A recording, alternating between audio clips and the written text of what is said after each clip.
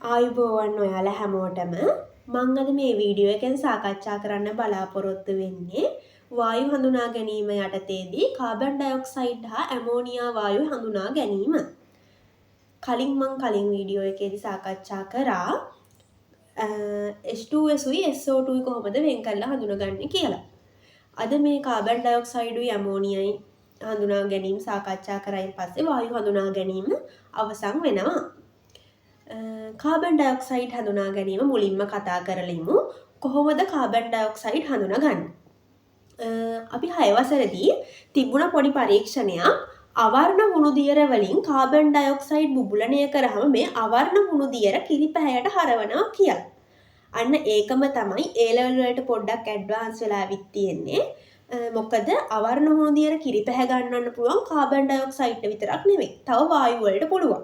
ඒක හින්දා අපි A level වලදී කියනවා අවර්ණ හුණු දියර කාබන් ඩයොක්සයිඩ් බුබුලණය කරාම අවර්ණ හුණු දියර තුලින් අවර්ණ හුණු දියර කිරි පැහැ ගන්නවලා තව දුරටත් කාබන් ඩයොක්සයිඩ් බුබුලණය කරාම කිරි පැහැවෙච්ච හුණු දියර නැවතත් අවර්ණ වෙනවා කියලා. අපි බලමු මොකද්ද වෙන්නේ කියලා. අවර්ණ හුණු දියර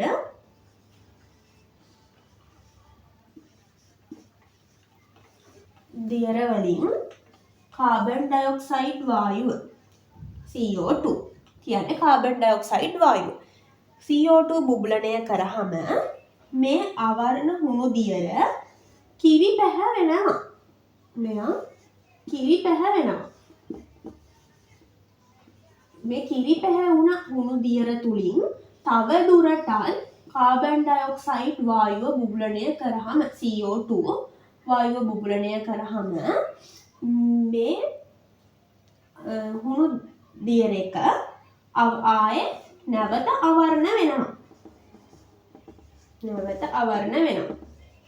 අන්න එහෙම වෙනවනම් අපි මේකට ප්‍රශ්නෙද දෙන්නේ යම්කිසි වායුවක් අවර්ණ හුණු දියර තුලින් බුබුලණය කිරීමේදී කිරි පැහැවි තව දුරටත් බුබුලණයේදී හුණු දියර අවර්ණ වුණා කියලා තමයි දෙන්නේ. එහෙමනම් ඒ වායුව අපි දැනගන්න ඕනේ කාබන් ඩයොක්සයිඩ් කියලා. එතකොට දැන් මේකෙදි වෙන්නේ මොකද්ද කියලා දැන් මේ අවර්ණ හුණු දියර වල සංකේතය ගත්තාම කැල්සියම් හයිඩ්‍රොක්සයිඩ් තමයි මේ අවර්ණ හුණු දියර කියන්නේ. මෙන්න මෙහෙම තමයි ඒක ලියන්නේ. එතකොට වෙන දේ අපි ලියමු මොකද්ද වෙන්නේ කියලා.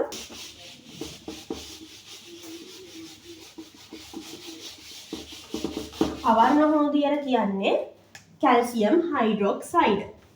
මේ තියෙන්නේ කැල්සියම් හයිඩ්‍රොක්සයිඩ් වල රසායනික සූත්‍රය. මෙයාට කාබන් ඩයොක්සයිඩ් වායුව බුබුලණය කරනවා. ඒ බුබුලණය කරාම මොනවද හැදෙන්නේ? කැල්සියම් කාබනේට. කැල්සියම් කාබනේටත් එක්ක හැදෙනවා ජලය H2O. මේ කැල්සියම් කාබනේට මොන පාටයිද? කැල්සියම් කාබනේට කිරි පාටයි. කිරි පැහැවෙන්නේ මෙන්න මේ කැල්සියම් කාබනේට තියෙන නිසා.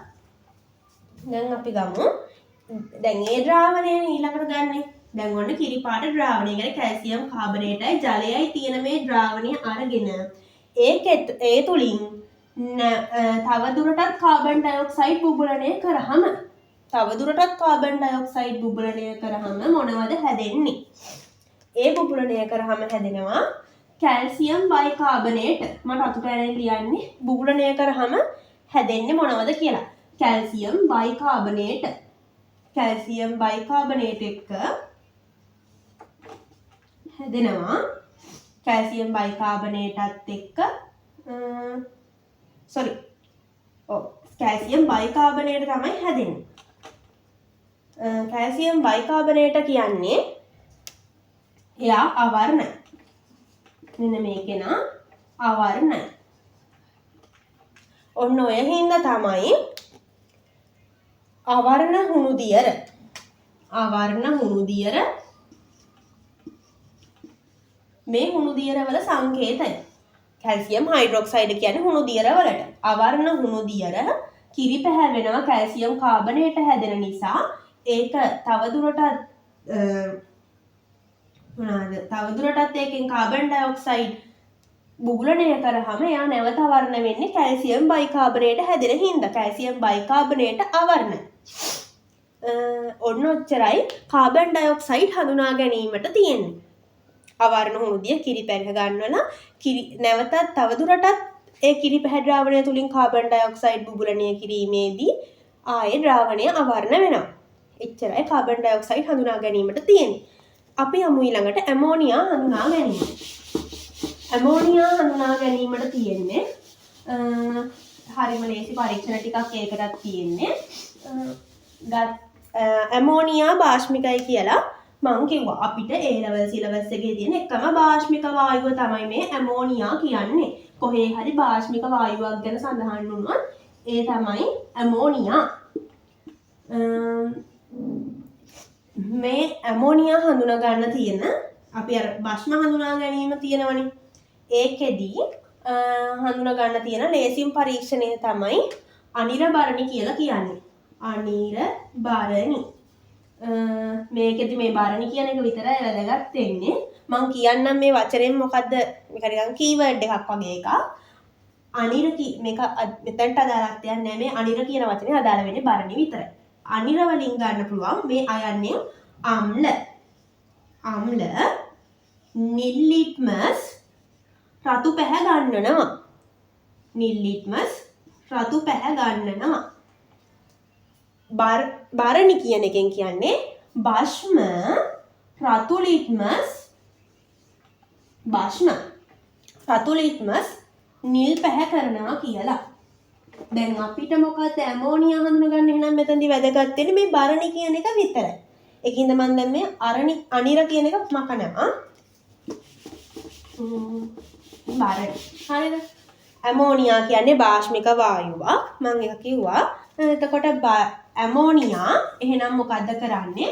රතු ලිට්මස් නිල් පැහැ ගන්වනවා.